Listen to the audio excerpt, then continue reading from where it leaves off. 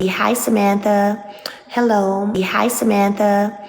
Hello. Hello, everyone, and welcome back to Samantha Uncut, where I discuss celebrity news, hot topics, reality TV, and so much more.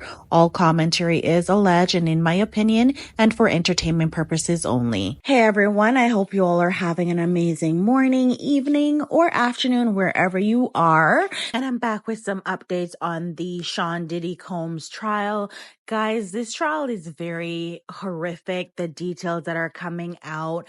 I don't know if I'll be able to get through all of it, but I'm going to try my best to get through some of it or most of it.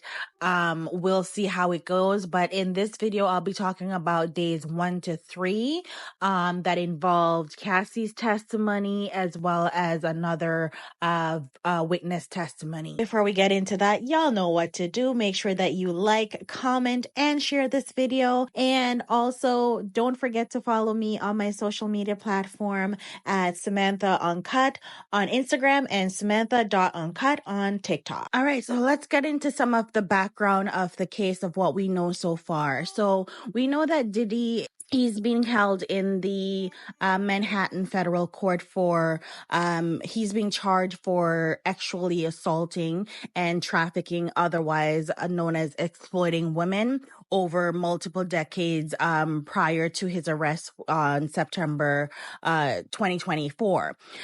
He is being charged with ex trafficking by force, racketeering, conspiracy, fraud or coercion, which is 2 counts, and transportation for the purpose of prostitution, which is on two counts as well. And the trial is going to highlight claims made by 4 women, including Cassie and the 3 others who will testify anonymously. So on day 1, which was May 12, the prosecution laid out their opening statements where they said that Combs had an inner circle of bodyguards and employees who helped him cover up his crimes for over 20 years, and that he AB'd his former girlfriend Cassie for years, and that he would beat her up brutally, flinging her around like a rag doll after finding out that she was dating another man. The prosecution said that Sean expected his inner circle to cater to his desires, including his actual ones. He had his resources to actually exploit multiple women, and they said that he had impossible demands. So some of his employees and the staff failed to meet those desires or failed to meet those demands. He would throw things at them, pressure them to take DRUG, and he would actually assault them as well. They said that there's evidence that showed that he had one man his car set on fire and he dangled a woman over a balcony, and he transported women across state lines and even out of the country for acts. So that's where the trafficking piece comes in, because he's transporting women out of state and across the country, and even out of the country, to perform intimate acts with him. They also mentioned how he tried to pay off the hotel in 2016 for the security tape that happened in the Los Angeles hotel where he was attacking Cassie.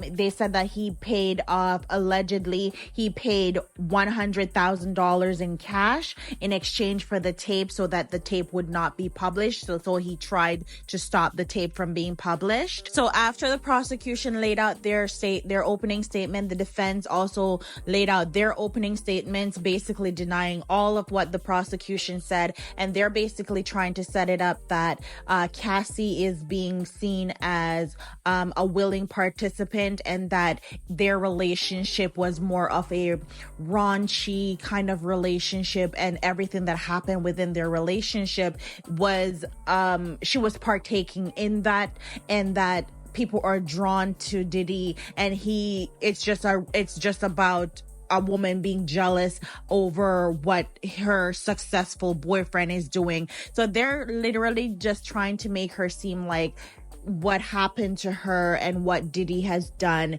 it was all consensual. No one was forced to do anything, and he didn't commit anything that's illegal. So that's basically, in a nutshell, in my opinion and my paraphrasing, how they have set up their defense. Diddy's children and family were also at the courthouse. So his 3 girls and 2 boys were at the courthouse, and that's a picture of him, or a sketch of him, making the heart sign to his family. For this trial, it is not video recorded, or there's no pictures allowed. So they're only using sketches from the trial. So that's the only photos that we will be seeing from what is happening in the courthouse. So the prosecution called their first witness, who was a former LAPD officer. Actually, he's not a former. He's still a LAPD officer, and his name is Israel Flores. And he was the one of the officers who was called to the hotel in Los Angeles when the incident happened. So he was testifying about the incident that happened. He said that when he arrived there, he didn't know who Diddy was. He didn't know who Cassie was until he went home and explained what happened. And his wife basically told him who these individuals were. He said that when he arrived to the 6th floor,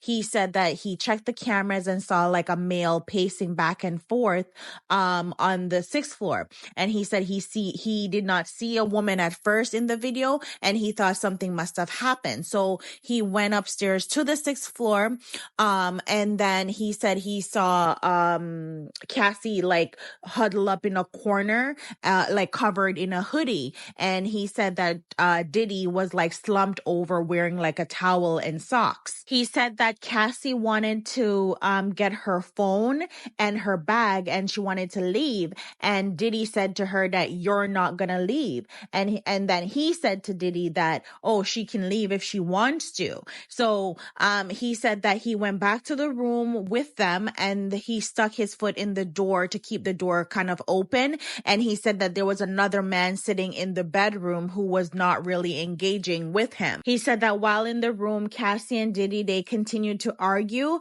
before she ultimately left the hotel room, and that Diddy called him over, and he turned around, and Diddy had like a stack of money in his hand, and he threw the money at him. And he said that Diddy said to him, don't tell anyone. And so he said that he doesn't remember how much cash it was, but it showed that it was a lot of money, about about the size of one of his pinky thumb. So he said that he didn't take the money. Oh, I gotta correct myself here, because I think I said that he was an officer at the time of the incident. No, he was one of the security guards at the hotel at the time. He's now an officer for the LAPD, but at the time when the incident happened, he was a security guard, and he was called to the room. And so while he was in the room, after Cassie left, and after Diddy tried to basically bribe him with the money about not speaking about the incident and what happened, he's saying that Cassie left. He doesn't know what happened to her after that. And he did ask her if she wanted to call the police, but she kept saying she just wanted to leave the hotel. And so he thought that he was being recorded. Like Diddy thought that Flores was recording him, so he tried to grab his phone. And when they were advising him about the hotel policy, he basically got upset at the security guard. He tried to grab his phone and try to pin him to the wall, basically try to get physical with the security guard, because he thought that he was being recorded. So they played a video that the security guard Flores, he recorded of the property and the damages, and he said that he recorded it on his phone because his wife wouldn't have believed him otherwise if he was to go home and tell him what he had witnessed that day at work. So they played that video, and the Flores just talked about what was in the video, frame by frame. Then comes now the prosecution wanted to play the 2016 video of Diddy attacking Cassie, and the defense, Diddy's lawyers, they were trying to get the judge not to play the video. And so the judge ultimately ruled that the defense didn't convince him why they should not be able to use the footage. So they went ahead and said, the judge went ahead and said that the prosecution could use the video. So on cross-examination, Diddy's lawyers, they just asked Flores about why he didn't write down at the time in his report that Diddy had told Cassie that she couldn't leave. And he said that he didn't write it down at the time because he didn't think it was significant, because they were going back and forth, and that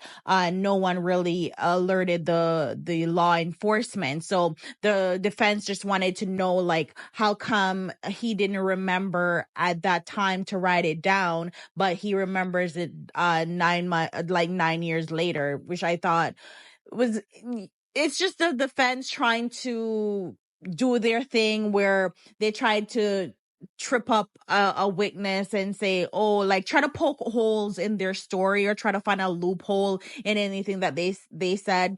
But the prosecution went back and asked him about whether he writes down everything in his day of his job and if he remembers everything.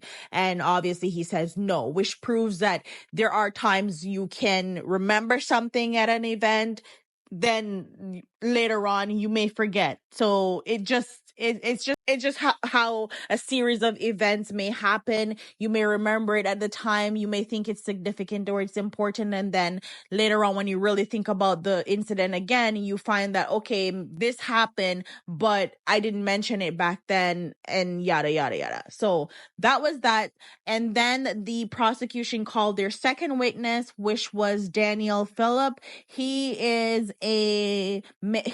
testified that he's a manager of a male revenue show in New York, and he said that he received money from Cassie to have X with her, and that Diddy was present at the time. So this is the first, I guess, male escort, hopefully I could say that word, who Cassie was involved with. So he testified that he met Cassie back in 2012 or 2013 when his boss contacted him one evening because he couldn't find any other black dancers as requested. So he was asked to do the job. So he was asked to go to a bachelorette party that was hosted in Gramercy Park, and they had requested a black male dancer. He testified that he was expected to do like a strip tease and then leave,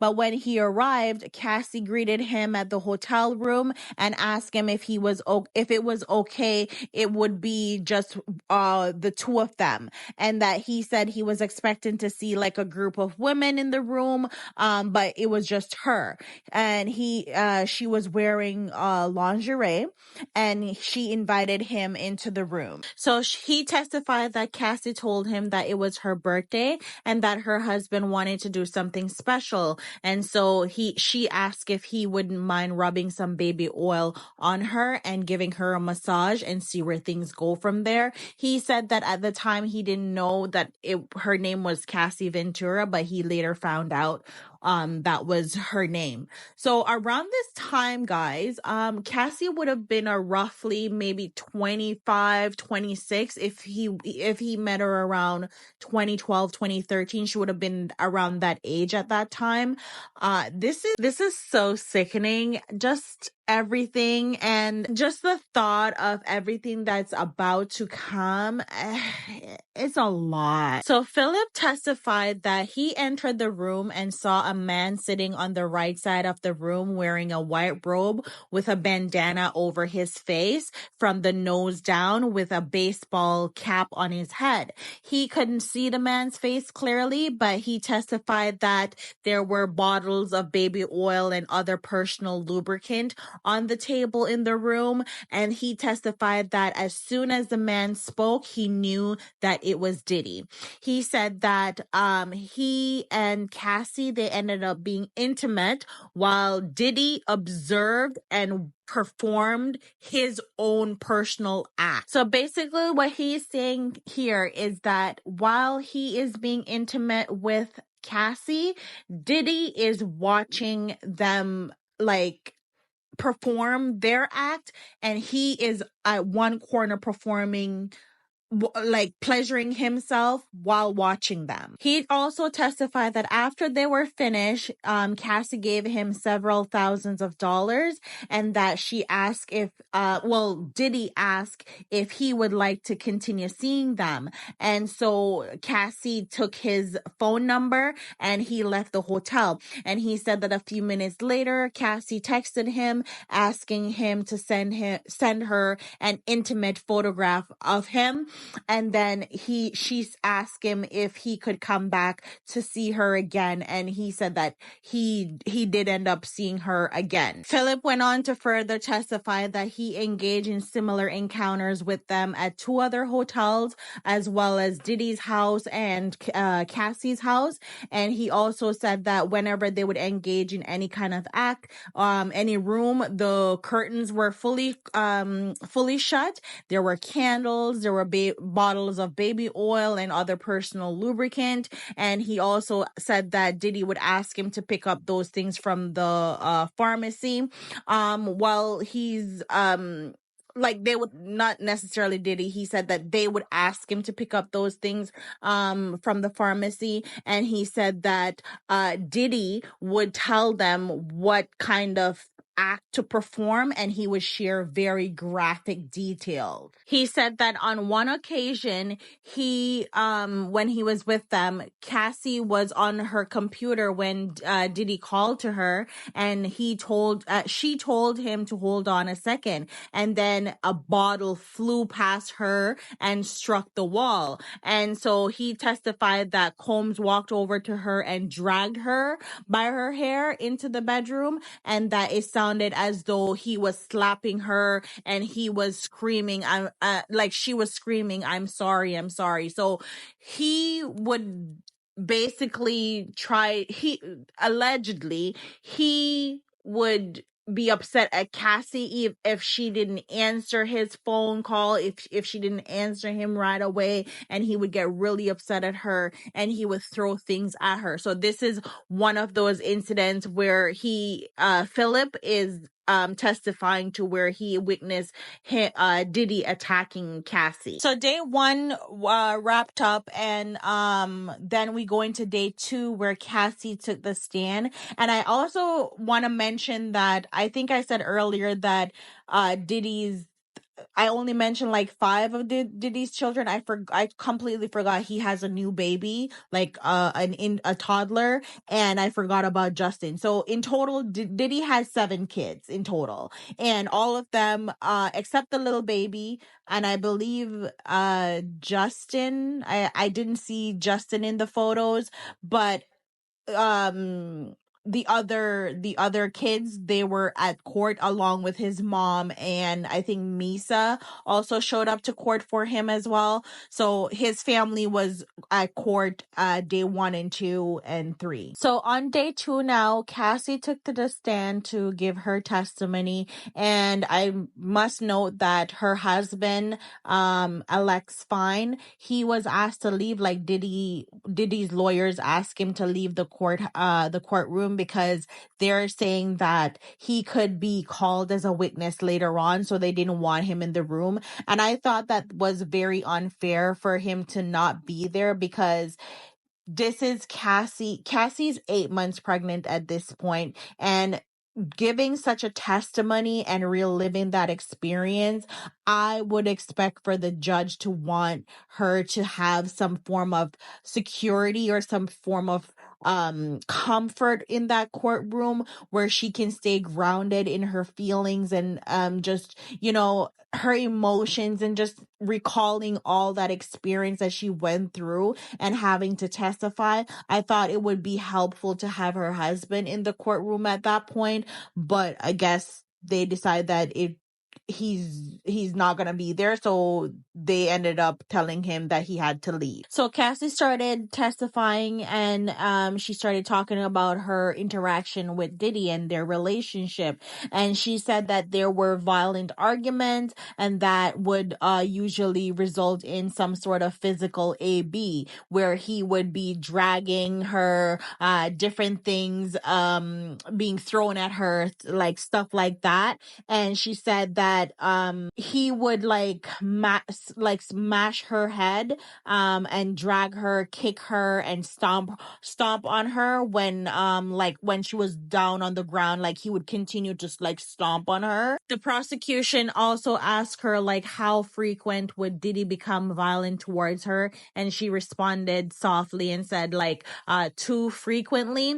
They also asked her like what was her role in the freak off. So they started discussing the freak offs, and she basically explained that the freak offs started with Diddy's interest in voyeurism, and that they would entail like hiring an escort and setting up an experience so that she could perform for him. She said that the incident that happened in 2016 with the security camera footage was after one of the alleged freak offs moments that happened, and she was trying to leave. She said, we were having an encounter, and I was leaving there. And she said that she was around 22 years old, and she was confused, nervous, and she said that's when Diddy first asked her to participate in the parties, and that she did them because she loved him very much, and she didn't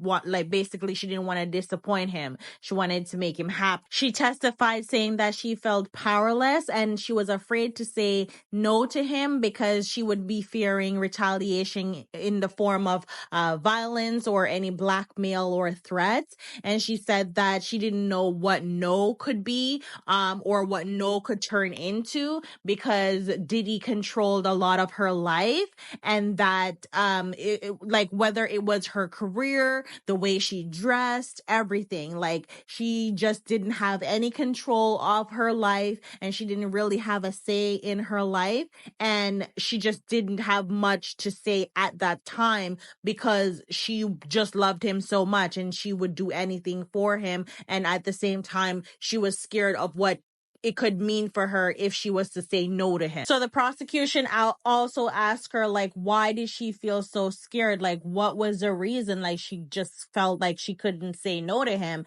And so she reiterated again, like, he would blackmail her using the videos from the freak offs. Like, he would threaten to put them on the internet and stuff like that, and threaten to humiliate her. So she didn't want to say no to him, knowing what could result in her life being worse than it is at this point, in my opinion. She said that Diddy is really like a polarizing person, and also really charming. So it's hard to really be able to decide in that moment what you want to do when he's telling you what he wants. And she said that I just didn't know. I didn't know what would happen. And I also want to say, for the people who like to say, oh well, she could have just leave, she wanted it, or she enjoyed it, or she consented.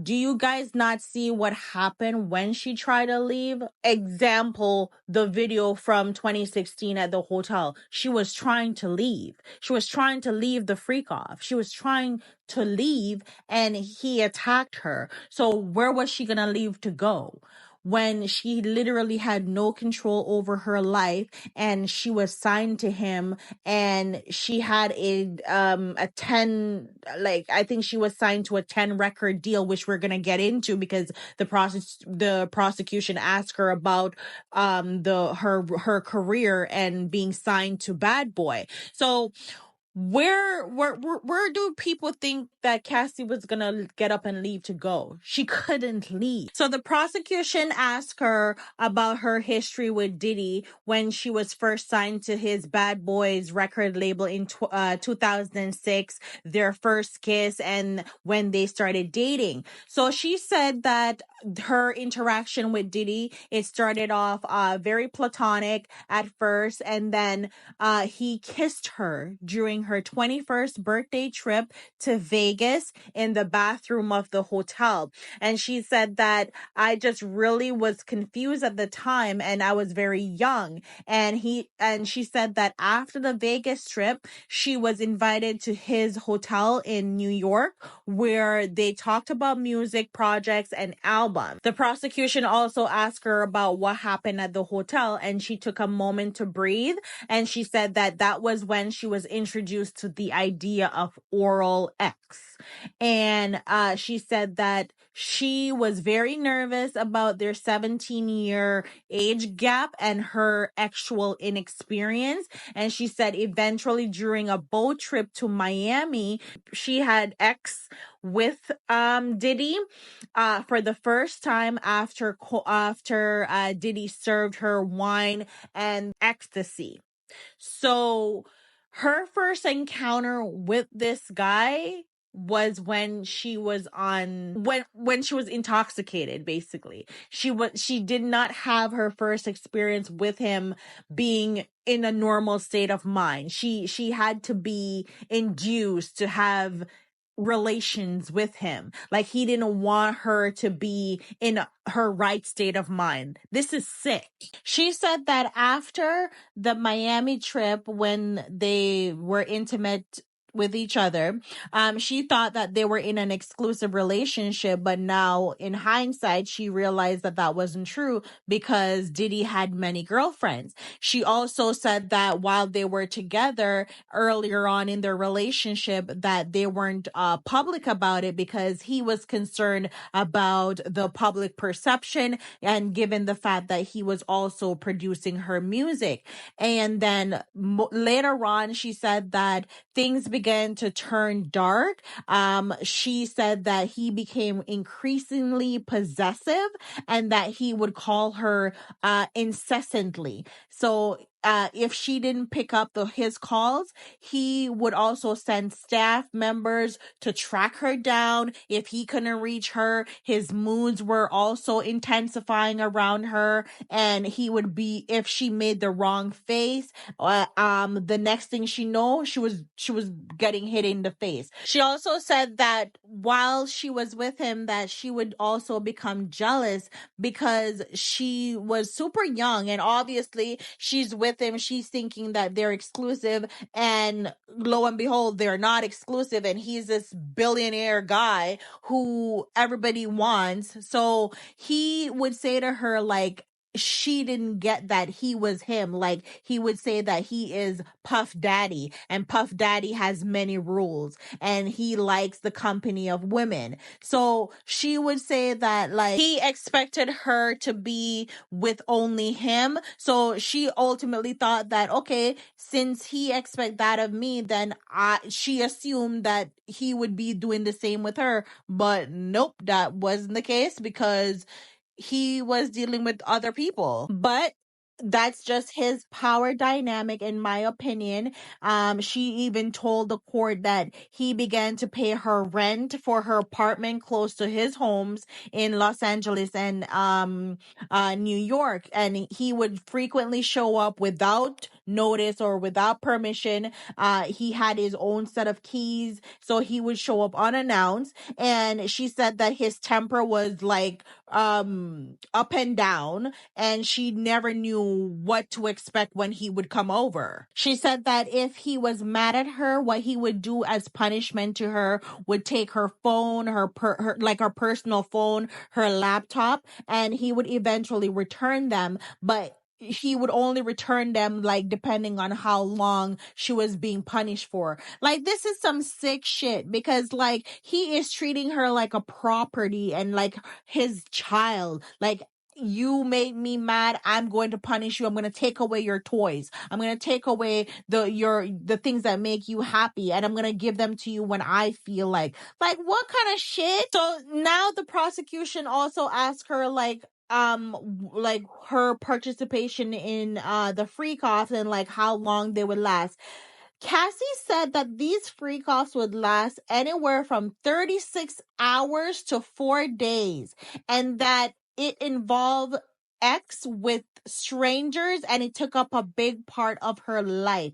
Can you imagine being strung out on substances, involved in these parties for 36 hours to 4 days? And there's like, these are like marathons? Are you kidding me? She said that she would be sleep deprived and she would be dehydrated. Oh my God, this is sick. She said the free cost became her job, where she had no space to do anything else but to recover and just try to feel normal again. She said that she would take substances ranging from ecstasy, cocaine, marijuana, ketamine, and mushrooms for disassociating. Oh, this is crazy. She said that she would also take these just to have some kind of buffer from the experience. This is sick. She even said that sometimes the substances would make her want to throw up, and he would also encourage her that even if they're in a freak off, that he would encourage her to get up and to continue in that condition. Like, while she's feeling like she wants to throw up, he would ask her to continue. What kind of sick monster does stuff like this? Diddy deserves to be under the jail cell, and that is my opinion. Cassie went on to discuss testify about the control that Diddy had over her appearance. She said that he preferred her nails to be painted a certain color and would make comments about the size of her boobs, her hairstyle. She said that she would spend a lot of time getting ready for the freak offs because she just had to look a certain way for him. And she said that when she tried to tell him that the freak offs were becoming a little bit excessive, because now at this point they were happening over like weekly and they were making her feel horrible and worthless, she said that he would respond by being very dismissive about the situation, and that like there was nothing she could do about it. Like, she just had to perform them when he wanted them to be done. And so she said that the person that like she loved disappeared while the freak offs were happening. She said that his eyes would go black and the version of him that she loved was no longer there. She said that the freak offs would happen in various places like Turks and Caicos, New York City, Miami, LA, Vegas, and many other places, and that he was very particular about the accessories that they would use for the freak off. Like, they would always have to have certain rooms stocked with baby oil, condoms, and lube, called Astroglide. Child, she said that close to 10 large sizes of bottles of baby oil would be used during one session. What the what are you doing with 10 large bottles of baby oil in one session? What? She said that the only thing that she enjoyed about the freak offs was the time spent with him, because that was some of the only time that she would have one-on-one time with him, and that the final one happened in around 2017 or 2018. She also mentioned that the escorts that they would engage in the freak off, they were paid in cash, typically between $1,500 to $6,000 US, and sometimes Diddy would like bring money. She said that while sometimes it was up to the member of his security team to bring the money. Y'all, this part is sickening. Cassie testified that after the freak off, the room would be in a mess, and that there would be baby oil all over the walls, the door handles. There would also be bodily fluids. And she said that ugh, this is so sick. She said Diddy would order the ex-workers to urinate on her. Oh my God. She said that it was a turn on for him and that she would like just disassociate from it. She said that she did not consent to it and that she was just an object being heavily objectified by men in that scenario, like whenever they were in a freak off. This is some sick, inhumane things that Diddy has done to this girl. Like he is literally dehumanizing this girl by having other people urinate on her. What kind of sick monster? He would also go to other rooms to watch them engage in the act via FaceTime or on the or like other video call apps. So he wouldn't always be in the room. He would be in other rooms while Cassie is performing these acts with these strange men. So Cassie's testimony continued on to day 3, where she continued to talk about her experience with her relationship with Diddy. And she talked about how her first instance of violence with Diddy shocked her, and that after that she described multiple violent encounters with him, including one where she was beaten after a party at a Los Angeles club, and that Diddy's security was chasing her when she attempted to escape, and the 2018 encounter where she said that Diddy raped her in her living room. She also said that she felt trapped and that obviously Diddy had access to Pow Pows, and he threatened her, and that he continued to threaten her even after their relationship ended. She also spoke about an incident where during one of their freak offs, Diddy had left her to go like have an altercation with Suge Knight, and he had asked her to like put a pow pow in her purse at one point. Her testimony is just so much. It's so much, and I feel terrible for her. I truly do. She even talked about how Diddy became threatening and violent with her when he found out that she was dating Kid Cudi during a freak off in 2011, and he told her that Kid Cudi's car would be blown up. And allegedly, Kid Cudi's car was blown up, and allegedly it was by Diddy. She said that not only that, the staff, like his security, his driver, would also witness him physically ABing her, and later on the assistants, one named Mia, witnessed the AB that Diddy did against Cassie. She also said that she was heavily dependent on opiates because throughout her relationship, she needed that to kind of like disassociate it from everything that was happening to her, or for her to feel numb. She also explained that she was very suicidal during this time, during the course of their relationship, because of what she was going through, and she's just had no way out. Like she didn't see any way out, and she became so heavily dependent on narcotics. She said that the last time she used narcotics was back in 2022. As of now, she's no longer using any narcotics.